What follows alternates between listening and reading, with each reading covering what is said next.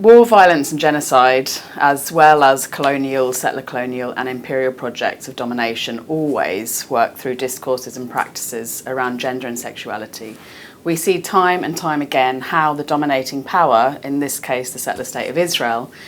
cultivates and then mobilises a militarised hypermasculinity that must first construct an other to be dominated, which often takes shape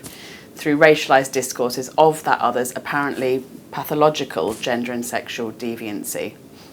Once this other has been constructed discursively, the hegemon, again in this case the settler state of Israel,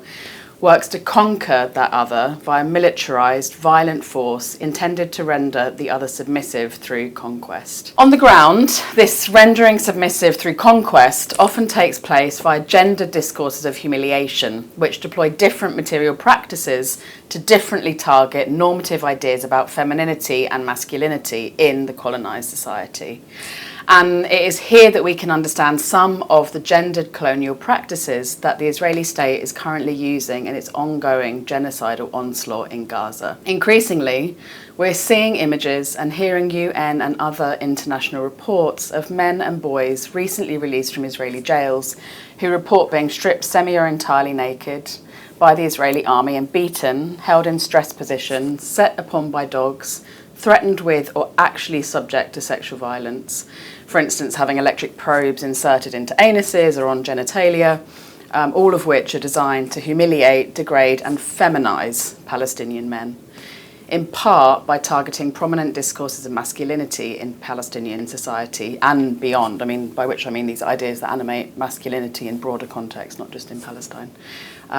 whereby men are strong, powerful and capable of protecting others. Conversely, the Israeli state's hyper-militarised masculinity aims to render Palestinian women submissive in related but different ways.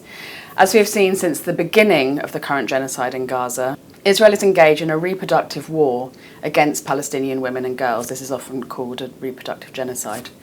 As many, again, UN and other reports highlight, women are being forced to give birth in truly horrifying conditions, often without anaesthetic during C-sections and or without any access to postnatal medication, because Israel has and is systematically bombing, targeting and besieging hospitals while cutting off aid and deliveries of medical supplies. As a result, women's babies are dying in intensive care because Israel is prohibiting adequate fuel and even now oxygen from entering Gazan hospitals. And there are now reports of women being so severely malnourished, in fact starved, that they can no longer produce milk for their nursing infants. Similarly, and again, because Israel has blockaded adequate medical supplies from entering Gaza, Palestinian women and girls are menstruating without access to sanitary care, and some are even resorting to taking drugs designed to stop menstruation altogether. So in a related but different way, the Israeli state's efforts at rendering submissive via gendered violences works on and through women's bodies by targeting ideas about femininity and, importantly, motherhood, in fact, in Palestine, which has the collective impact of denying Palestinian women and girls access to reproductive justice. So again, this is a practice, a material practice of humiliation that works through feminized or discourses of femininity in the Palestinian body politic. The gender and sexuality discourses on which colonial domination is based also does political work on the international level. As the horrifying death toll climbs, we are increasingly hearing political elites and establishment media voices, largely in the global northwest, but not only, declaring that Israel's actions in Gaza constitute a war on women and children,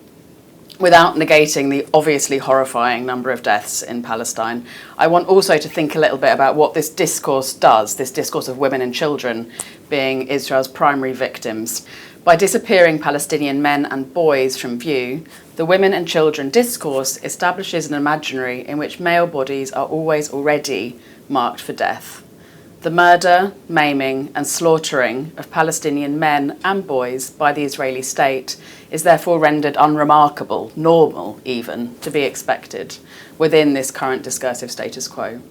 Women, on the other hand, are rendered grievable within this humanitarian framework, yet only insofar as they can be seen, mainly by Western onlookers, as humanitarian objects of pity, rather than political subjects located within political contexts of war and violence.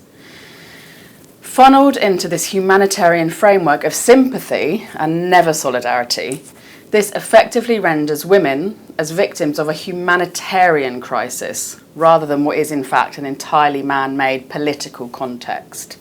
Women, in other words, are only allowed to exist as humanitarian innocents in need of paternal protection from the contingently benevolent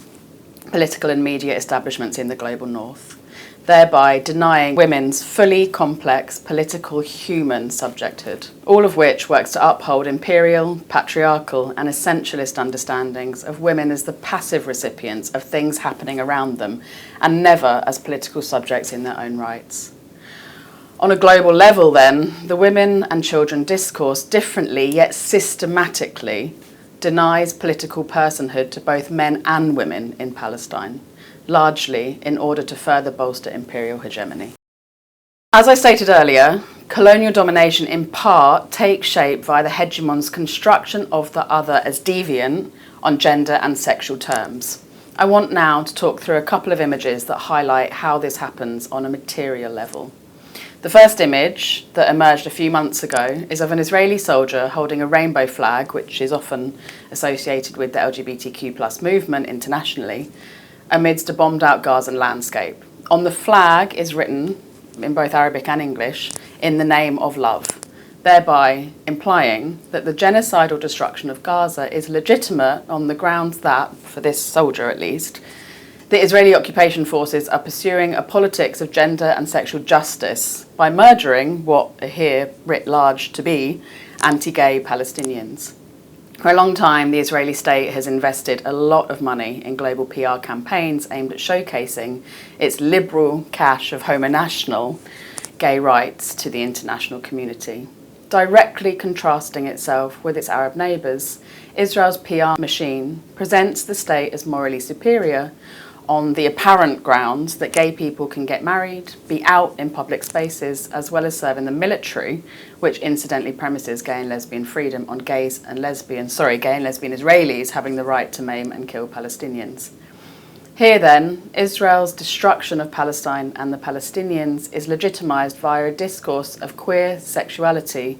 that presents Palestine and the Palestinians as inherently homophobic and therefore ripe for colonial conquest. So we see here how a politics of queer sexuality is used to further reproduce colonial domination on the ground. The next image I want to speak to actually relates to what is rapidly becoming a set of images that show Israeli soldiers photographing themselves inside Palestinian homes, rummaging through and then displaying the underwear and lingerie collections of Palestinian women. In thinking about these images, I think one way we can understand what's going on